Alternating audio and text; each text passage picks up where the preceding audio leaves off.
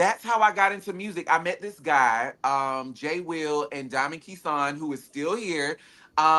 They were doing this open mic, sessions Atlanta is what they used to call it. Mhm. Dondria, or Fat Fat from YouTube, who eventually got picked up by So So Def and Jermaine Dupri. She used to host it, so it was between her and Kiki Wyatt, and so that's kind of how I got introduced to the Atlanta Got music it. scene. And I would be running the streets with Keisha Cole's sister Elite and Carlicia Levert, Gerald Levert's daughter, and Paris Right, Bennett from right. American Idol. Like we were all in the same In the circle, clip. kind of Mhm. just hitting up different gigs or Mhm. whatever. And that's how I got introduced to some of the people that were in the business. Nice.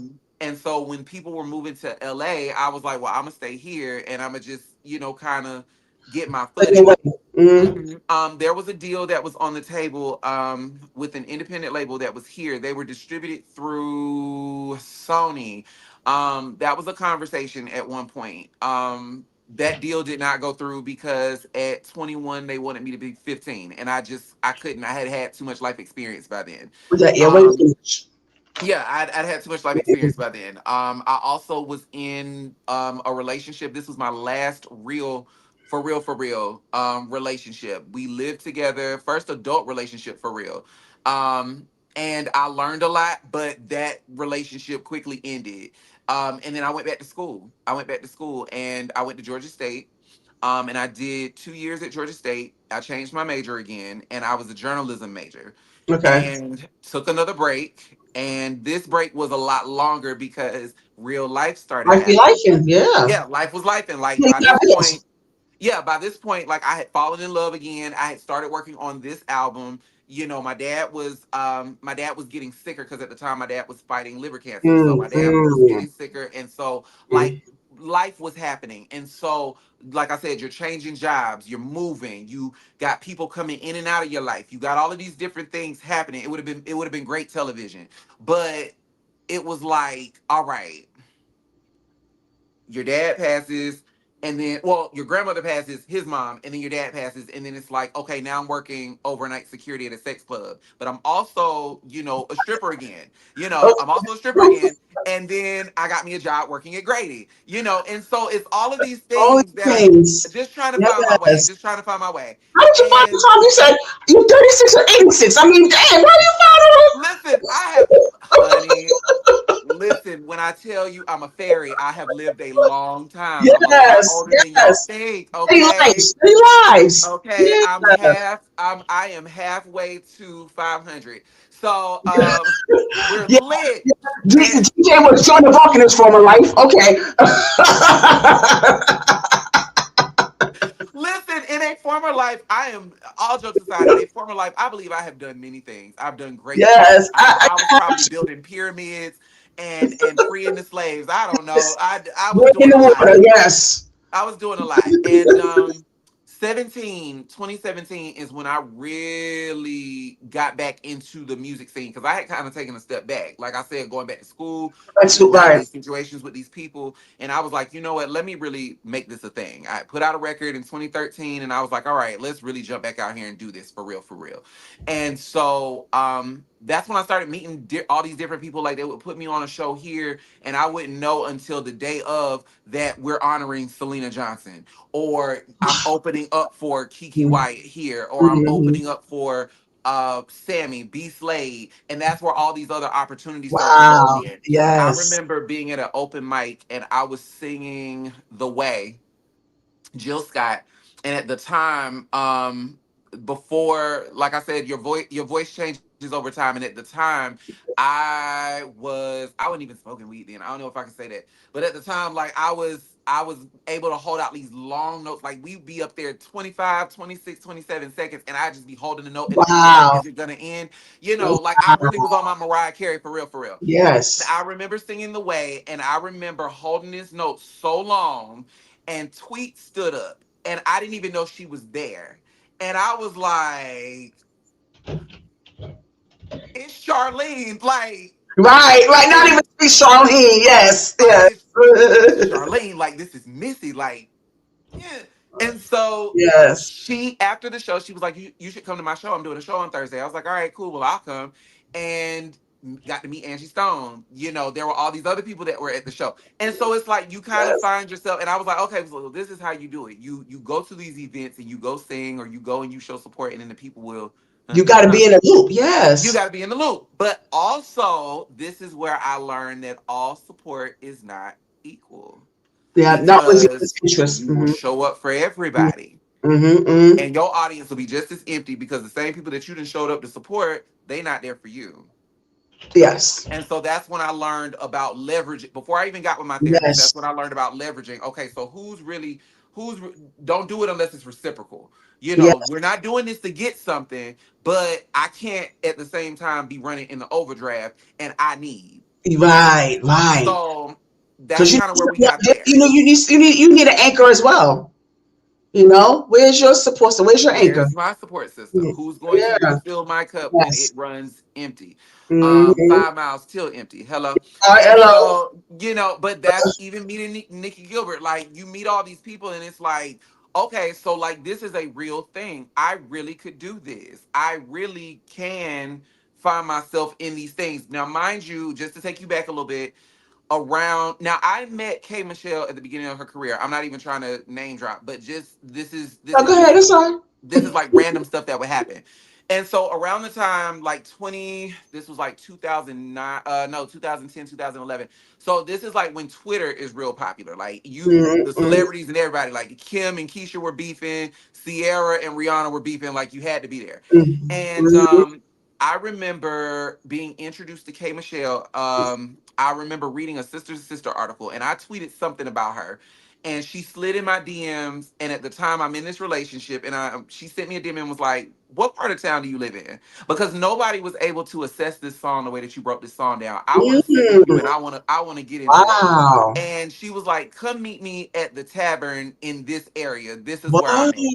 And Wow. I was like, bet I'm on my way. Well, at the time, I didn't know how to drive a stick. That was my only way to get there. So the person I was dating was being a hater and was like, no, we're not going to hang with K Michelle. But I did get to hang with K Michelle much later, a couple years later, because she was filming Love and Hip Hop. And so if you look at some of those early episodes, you may See? see me in the background. Yeah, another But door opening. Yep. yeah, like you have all these. So like we got to meet Mona Sky, and I was at the time I'll never forget. I was like, Mona, you should put me on Love and Hip Hop. Like I'm such a polarizing personality, whatever. Just trying to convince her. I was just trying to get on, You just and she was like, like, do you know like we study people for like years before we let them on our platform. So she was like, I'll definitely be watching you, but we've been watching Kay for a while. Like we know her oh story. yeah, I'm like, oh yeah. ah. So that's when I Mm-hmm. started to kind of dive into like how do Mm-hmm. you get on these shows? And so for me, it was like, let me go do my homework. Let me see how I can get in some of these spaces. And so that's where you have Housewives of Atlanta. That's where you have Mm-hmm. what was Deb Antney's show? I was in the background on Oh that. yeah, okay. Was Um, it your grown up hip hop? Grown Up Hip Hop, yeah. SWV was doing. Yeah. They were filming here for their reality show at the time. I think that's They yeah. didn't. My scene didn't hit the show, but I went. I never forget they were Oh, looking for really? background singers, and I went and auditioned for them for that. So that particular segment didn't make the Wow. show, You but really like, all up and through. yeah, like we were around, and so even that Wow. that those couple of scenes with Kay. Later on, in I think it was 20. It's been a couple of seasons of Love and Hip Hop that got me, you'll In see the me in thriller. certain scenes on that Right. show. So yeah, like those instances were kind of, and like I said, I'm just recounting as I go. But those instances, and even being in the YouTube space early on doing Yes. YouTube covers, like you get the nods from Kenny Lattimore, your Sunshine Andersons. One Mm-hmm. nod that I will never that I will carry probably to the end of my life. I got a nod from Bobby Caldwell. I was singing "What You Gonna Oh, Do for Love," and that man hit me up yes. on Twitter. I probably still have the Yes. screenshot of the tweet. That man hit me up on Yes. Twitter and was like, "Dude, you got it." Like, and that's when I stopped. Like, and You people will and say I mean, stuff. but DJ, one pause 1 second, DJ, because I mean, you dropping some heavy hitters here, so Yeah, like, and I don't mean to you just can't say be stuff. I'm glossing. just thinking No, like but this is no, stuff I don't that. want you glossing over that, DJ. No, don't gloss over that. No, I'm saying that for a reason because these are some heavyweights here, and I want you to understand this. Like you are really speaking on some real like heavy hitters here, and I want to know like how do you receive that? Like how does it register in you? Like how do you receive that? Like Ooh. You Um, gotta tell me, like, how do you receive this? Like, all of these, just hitting you, with these, heavyweights. you know I what? mean, you talk about some I'll say legit this. icons here. It means more to me now than it did then, because then I don't think I recognized the magnitude Oh man, of who and what. yes. Now it means the world, because you're Because yes. talking to somebody who, just being very honest and transparent, being in this music space in Atlanta, these people can make you feel like you cannot sing. And I said it when I was on the way up Atlanta season 3. I said it, these people will make you feel like you cannot sing. These people will make you feel like you are not talented. If you can't Yes. squall, hoot and holler, if you can't hit the highest note on the tenor scale Right. or the That's highest note on it. the Yeah, piano, yeah, these yeah, people will make you feel like you can't sing. If you can't run like Jasmine, Kim, yeah. Brandy, name it, you can't sing. If you can't do the jazz, the jazz tones like Chrisette Michelle, you can't sing. And so to have somebody validate your gift, a gift that was specially and individually, oh God, I'm getting emotional again. Somebody who crafted something that was specially created just for you, and they can validate that gift, especially validated at a time and in a space where you may not be as confident in it, or you may not be where you're supposed to be in it, or you may not have grown in it the way that feel like you should. To have these Mhm. people validate your stuff, it's like, oh my God, It's like amazing. It's amazing. it is amazing Yes, to it be got able to to go have up lived from in the there. same Yeah, lifetime with yeah, these it's got to people. go up from there. I mean, there's no way up Yeah. but up. There's no way but up.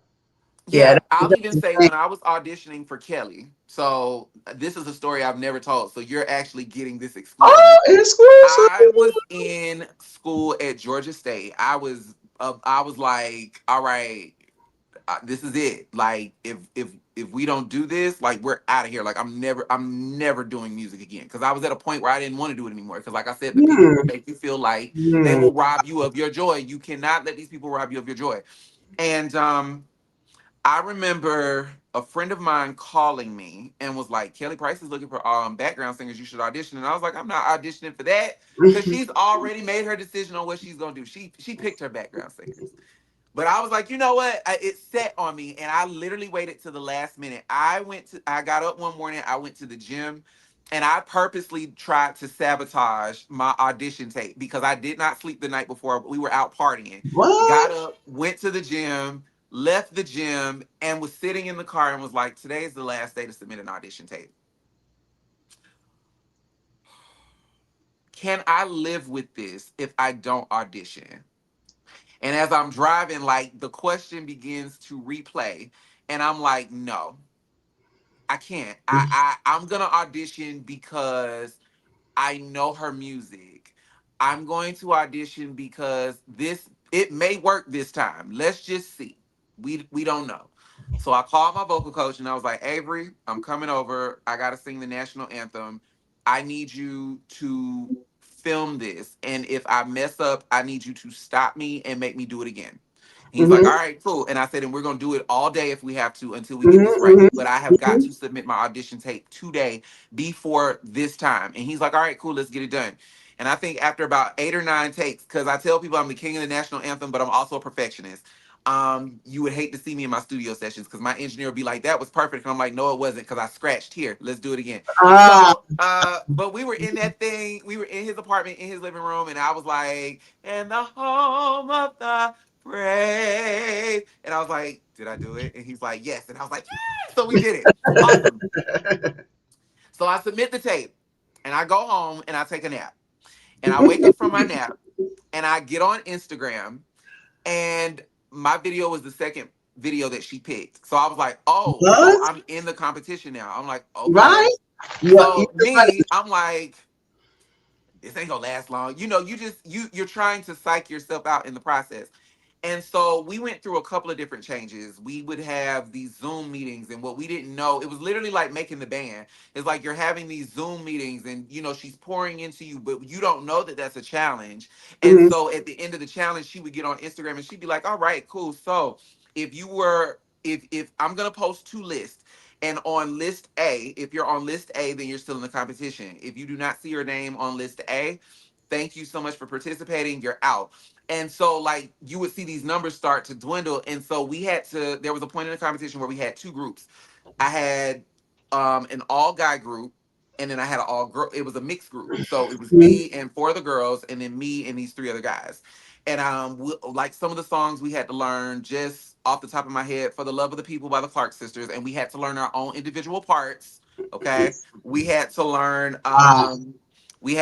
"Blessed and Highly Favored" by the Clark Yeah. sisters, Oh. "The Rain" by Kelly, not "It's Gonna Rain," but "The Rain" from the Kelly album, and what was another song that we had to learn? I feel like it was "You Should Have Told Me," but I could have that wrong. But anyway, we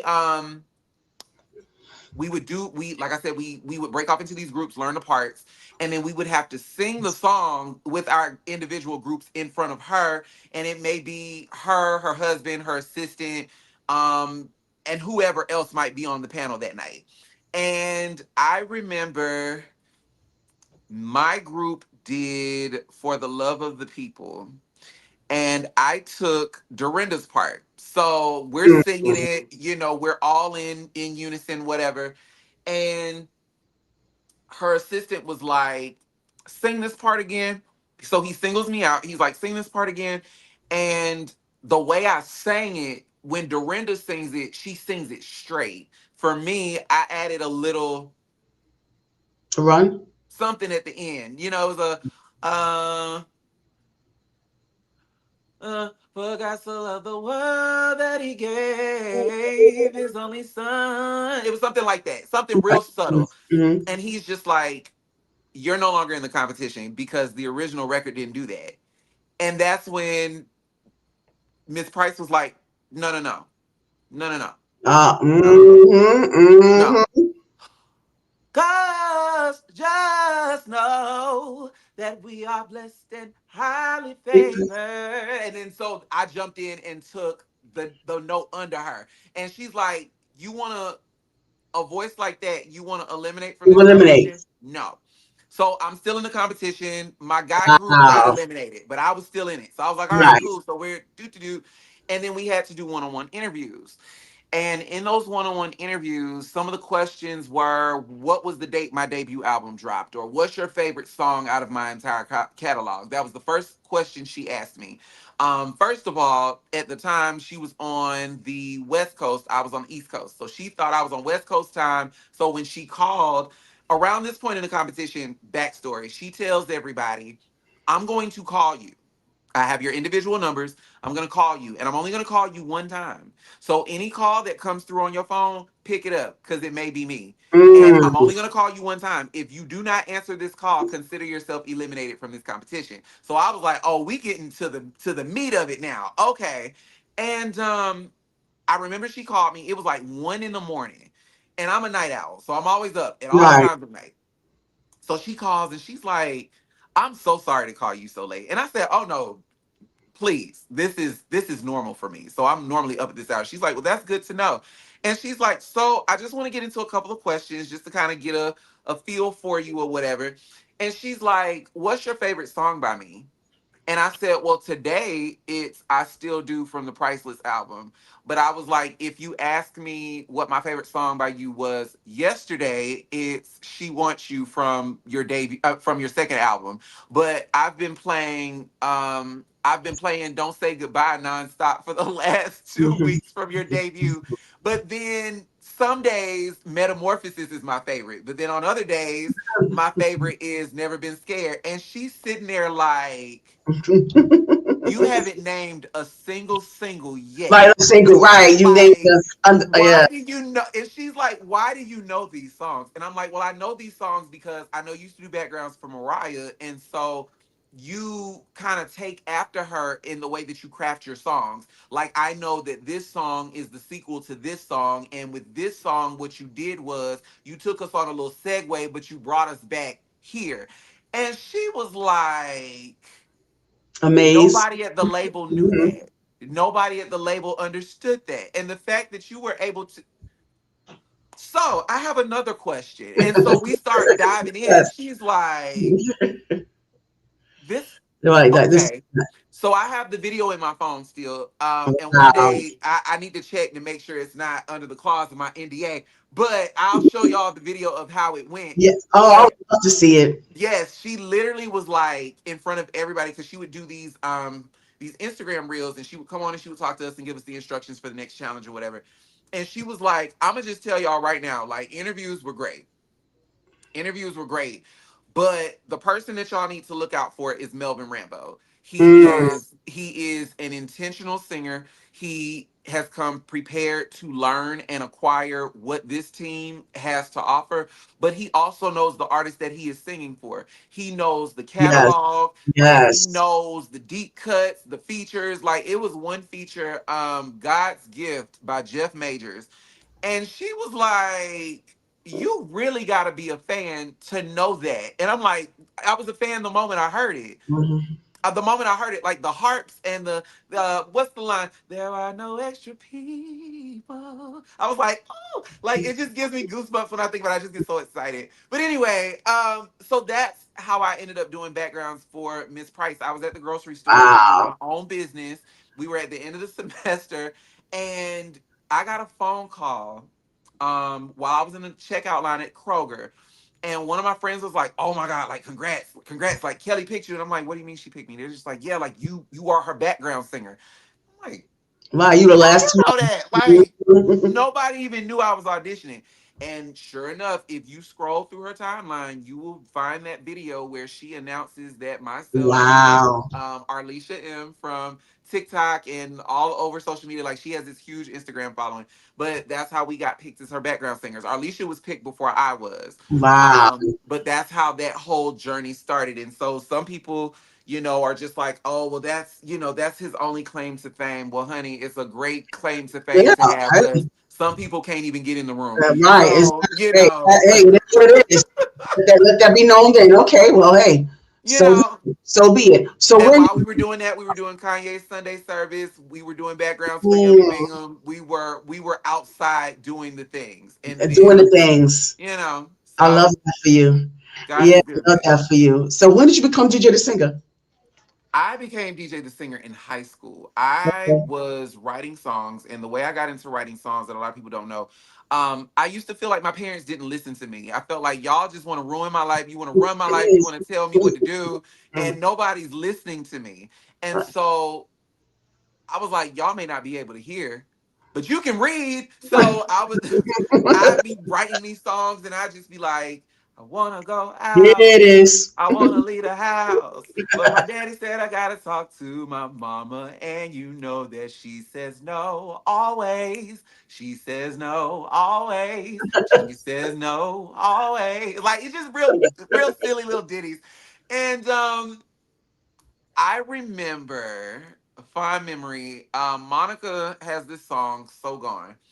And Hmm. I would just take people's instrumentals and I write songs over them. Well, I was in this situation with the person that I ended up getting engaged to, and I remember finding out that I went out of town and they cheated on me, and so I got that instrumental and I wrote a song over it, and I was like, I'm going to the studio to lay that down because this is hot, and got in the studio, laid it down. It's some real basic, melodies and stacks or whatever. I hadn't discovered who I was gonna be artistically yet. I just knew that I loved Keisha Cole and I loved Mary J. Blige, and I knew that I wanted to sing my stories in my music. And that's, like I said, that song came about. This person's baby sister got a hold of the song on a CD because they started selling it in the beauty supply store. And so she got a hold of this song, and it wasn't anything huge. It was maybe like 50 copies that went out, but she got a hold of that CD. And I went over to the house one day, and she was playing it. I was like, "Where'd you get that?" And she's like, "Oh, I got it from the beauty supply store." And she was like, "You want to hear it again?" I said, "That's me. I wrote that." And she's like, "This is you?" And I said, "Yeah, I wrote this. Oh no." And so person comes in the living room and is like, "Yeah, she's been playing this song all day. Like, I really Wow. want you to turn it off." And then I start singing the song, and then it's like, The- "Wait, you wrote mhm, that?" mhm. "Yeah, I wrote it about you." Oh. So that's how DJ the Singer came about. I started writing these songs because I felt like my parents wouldn't listen to me. Got a track and was like, okay, let me see if I can do it again. And that's kind of how that happened. But the name DJ the Singer, like I said at the time, I was doing radio, so Oh, okay. they never called me by my radio name. And I went through a few different radio names. It was DJ Mel, DJ Meezy. I was MC at one point, the real MC, not Mariah Carey, but the real MC, because in the beginning I was MC. And so like they never called me that. They would just always be like, DJ, I need you to make a run, or DJ, we gotta go do a live broadcast at Bishop Park, or we're going to this church service, so we gotta do a live broadcast, whatever. So I had a dream one night that I was in Times Square, and I saw my face up on one of the big screens in Times Square. It was the day or the night before my album was supposed to drop, and it was like new album, DJ the Singer, and it was my face.